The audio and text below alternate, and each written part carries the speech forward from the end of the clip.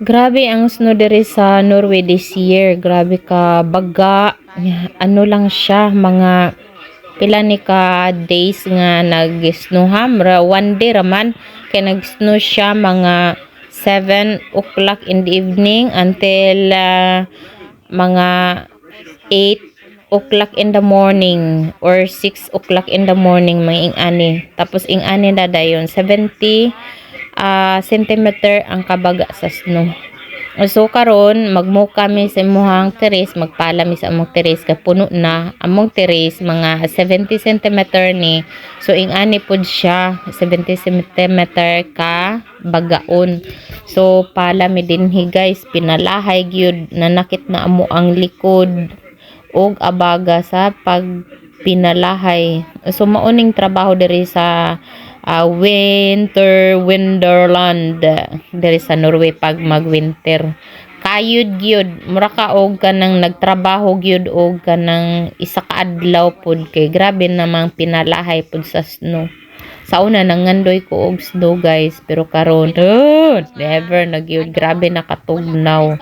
Imagine ang akong gipala dinha mga unom kadangaw ang baga sa snow gikan sa salog, unom kadangaw. So mauna among ginapala. So ang ako ang baby boy mo na siya nagpala, ang akong baby girl nagdula ra siya as in.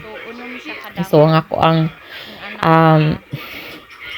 banana na pala pod siya, pero gumikan kay naman siya problema sa abaga o sa ihang kasing-kasing, so dili kayo siya makapala. So kami jud ang kayod ani mag pala, pinalahay, grabe. So mo ni guys, thank you for watching. So mo ni among kinabuhi diri sa Norway pag winter time. So pala. So dala pong dula ni ako ang mga sakop diri, nagadula pud sila. So wala gitarong, ako ra gid nagatarong ani pinalahay. Kani akong duha, dula-dula ra ni sila diri muna ilahang trabaho.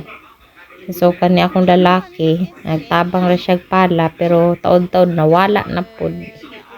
So mona nanay kayo gyud pala. So mona ako ang trabaho pala jud, bugat kay guys, sakit sa abaga, sa kamot ana, bugat ang snow muna wa tay mahimo.